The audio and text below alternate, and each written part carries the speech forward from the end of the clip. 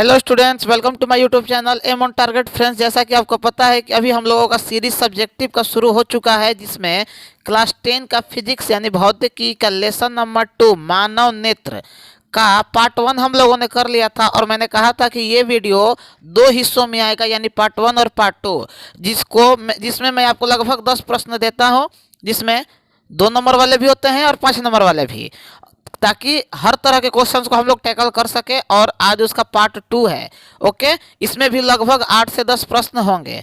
और अपनी तैयारी को बेहतर से बेहतर करने के लिए आपको बस करना यही है कि ज़्यादा से ज़्यादा जो तरीका से पढ़ाया जा रहा है बैलेंस स्टडी करते जाइए और रिवीजन पे विशेष ध्यान दीजिएगा। मैं शुरू से बोलते जा रहा हूँ, ज़्यादा चीज़ पढ़ने वाला लड़का का बेहतर रिजल्ट नहीं होता है, जब बल्कि कम चीज़ों को ज़्यादा बार पढ़ने वाले का रिजल्ट बेहतर होता है। क्योंकि आपके एग्ज़ाम में जो पैटर्न है वो बहुत आसान है।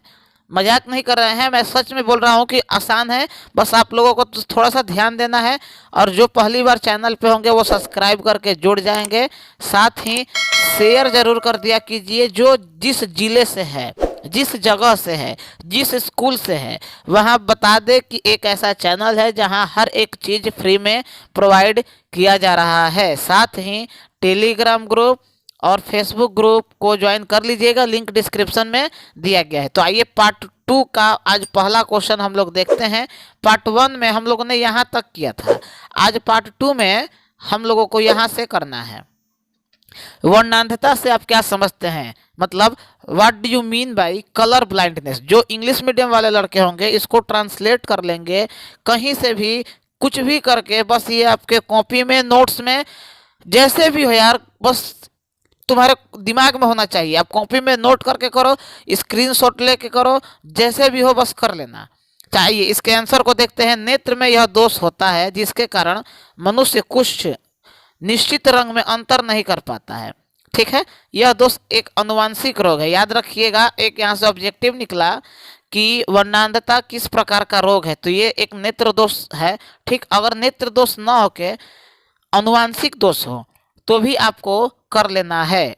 किसको? अनुवांशिक दोष को। जो जन्मजात होता है इसका कोई उपचार नहीं है। जिन व्यक्ति में यह दोष होता है वे सामान्यतः देख तो ठीक सकते हैं, ठीक, परंतु विभिन्न रंगों में अंतर नहीं कर सकते हैं। ये कुछ ऐसे कलर होते हैं जिनको ये देख नहीं पाते हैं।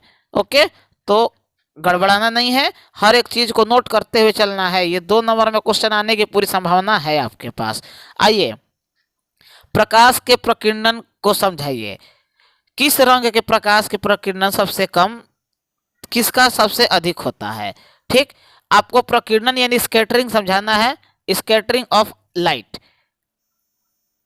ये क्वेश्चन 2011, 12, 16 और 18 में ऑलरेडी आ चुका है।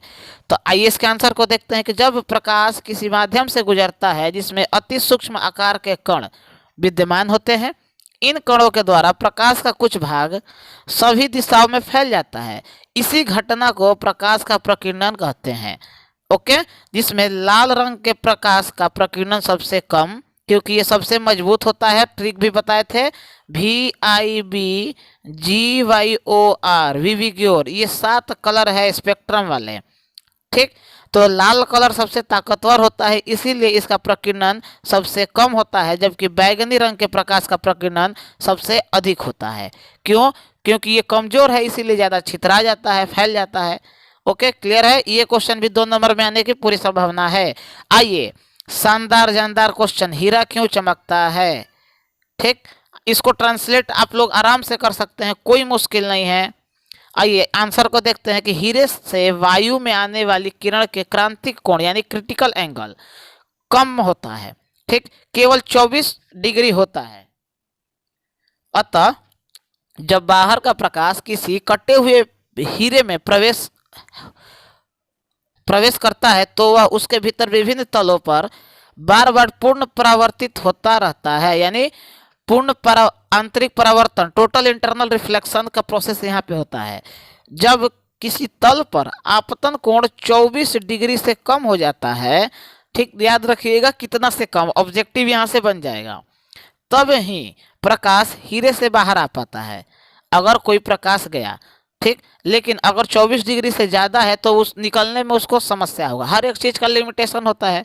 इस प्रकार हीरे में सभी दिशाओं में प्रवेश करने वाले प्रकाश केवल कुछ ही दिशा में हीरे से बाहर निकलते हैं। अतः इन दिशा को देखने पर हीरा अत्यंत चमकदार दिखाई देता है। ठीक, इसीलिए हीरा चमकता हुआ हमको प्रतीत होता है। क्वेश्चन जितना भी करवा रहे हैं सब का सब इम्पोर्टेंट है, याद रखिएगा। आइए अगला क्वेश्चन। ये क्वेश्चन ऐसा क्वेश्चन है, इसको बोलिए एकदम मतलब क्या बोल सकते हैं, गार्दा वाला क्वेश्चन। गार्दा वाला क्वेश्चन एकदम हर साल पूछेगा, हर साल, कि सूर्योदय और सूर्यास्त के समय सूर्य लाल क्यों दिखाई देता है। क्वेश्चन इस तरह भी आ सकता है कि सूर्योदय और सूर्यास्त के समय सूर्य रक्ताभ क्यों प्रतीत होता है। ठीक, याद रखिएगा, इस तरह के क्वेश्चन वही हैं, वो लैंग्वेज अलग है। तो आइए, उगते सूर्य अथवा डूबते सूर्य की किरणें वायुमंडल में काफी अधिक दूर तक हमारे आंखों में पहुंचती है। इन कारणों का मार्ग में धूल के कण तथा वायु के अणु द्वारा बहुत अधिक प्रकीर्णन होता है। इस प्रकीर्णन के कारण सूर्य के प्रकाश में से नीली व बैंगनी किरणें निकल जाती है।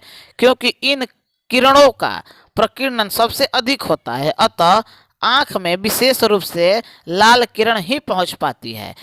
कुल मिला के कहने का मतलब यही है कि प्रकीर्णन सबसे ज़्यादा ब्लू का हो जाता है, वो हट जाता है, लेकिन किसका नहीं हो पाता है, तो लाल का। ठीक, प्रकीर्णन के कारण ये हमारे आंख तक पहुंच जाता है आसानी से, और इसी के वजह से सूर्य जो है वो लाल कलर का हमको दिखाई देता है। ओके, सूर्योदय को सनराइजेस बोलते हैं और सूर्यास्त को सनसेट बोलते हैं इंग्लिश में। आइए अगला क्वेश्चन, सॉरी अगला नहीं, उसी में थोड़ा सा बढ़ा लीजिएगा। आंख में विशेष रूप से लाल किरण ही पहुंच पाती है, बात वही है, ठीक ना। इसको स्क्रीनशॉट लेके आप लोग लिख लेंगे। जो चीज़ अभी हम समझाए हैं प्रकीर्णन वाला बहुत कम हो पाता है, वही चीज़ यहाँ पे मेंशन किया हुआ है। आइए नेक्स्ट क्वेश्चन देखते हैं। पृथ्वी से आकाश का रंग हल्का नीला क्यों दिखाई देता है। 2013, 2017 और ये आगे भी कंटिन्यू क्वेश्चन पूछा गया है, पेपर उठा कर देख लीजिए, भरोसा नहीं है तो। सूर्य से आने वाले प्रकाश जिसमें अनेक रंग होते हैं। ठीक, अब कितने रंग होते हैं, तो 7 रंग होते हैं, याद रखिएगा। जब वायुमंडल में हो कर गुजरता है तो वायु के अणु एवं धूल के महीन कण द्वारा प्रकीर्णन होता है। आगे, बैगनी व नीले रंग के प्रकाश का प्रकीर्णन लाल रंग के प्रकाश की अपेक्षा लगभग 16 गुना अधिक होता है। याद रखिएगा, ऑब्जेक्टिव यहाँ से है।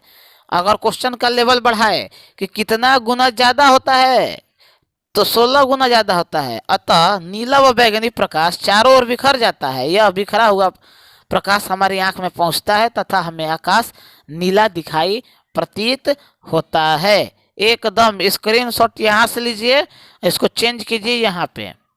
एकदम एक भी क्वेश्चन छूटना नहीं चाहिए, इतना एक एक क्वेश्चन लाइन बाय लाइन पढ़ के समझाते हुए चल रहे हैं।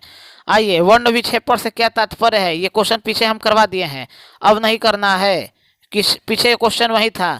आइए आज का होमवर्क क्वेश्चन, हर वीडियो में हम एक होमवर्क दे देंगे, ठीक है, तैयार रहिएगा। आप लोग भी 5 नंबर का ये क्वेश्चन है। मानव नेत्र का चित्र बनाइए, यानी draw a diagram of human I and describe it's all part, यानी मानव नेत्र का चित्र बना के उसके विभिन्न भागों का वर्णन कीजिए। आपको आंख का चित्र बनाना है, ठीक, चित्र बना के उसके विभिन्न भाग, जैसे रेटिना है, ठीक है, रेटिना है, कॉर्निया है, दृष्टिपटल, ठीक है, उसी को, उसके बाद आइरिस है, प्यूपिल है, जो जो भी पार्ट्स है आंख के। अगर 5 नंबर का क्वेश्चन है तो 5 पार्ट जो है ना, मेन 5 पार्ट को 3-3, 4-4 लाइन लिख देना है, काम हो जाएगा। और वैसे भी हम बोले ही हैं कि सब्जेक्टिव लिखना कैसे है, 2 नंबर वाला हो या 5 नंबर वाला, हम आपको बताएंगे। तो इस वीडियो में इतना ही रखते हैं और आज का भी ये वीडियो समाप्त हुआ। ज़्यादा बड़ा नहीं था, क्योंकि पार्ट 1 ऑलरेडी अपलोड हो चुका था, ये पार्ट 2 था। आपका वीडियो कंटिन्यू आ रहा है, इसका फ़ायदा उठाइए, बेहतर से बेहतर तैयारी करते रहिए, और हम आपके साथ हमेशा थे, हमेशा हैं और आगे भी रहेंगे। आप लोग बस थोड़ा शेयर वेयर करके मेरा भी हौसला हिम्मत बढ़ाते रहिए, ताकि हमको भी पढ़ाने में मज़ा आए। हम ज़्यादा कुछ ये नहीं कहते हैं कि ये कर दीजिए वो कर दीजिए, बस उन लोगों तक पहुँचा दीजिए जिनको इसकी ज़रूरत है। तो मिलते हैं नेक्स्ट वीडियो में, तब तक के लिए जय हिंद जय भारत।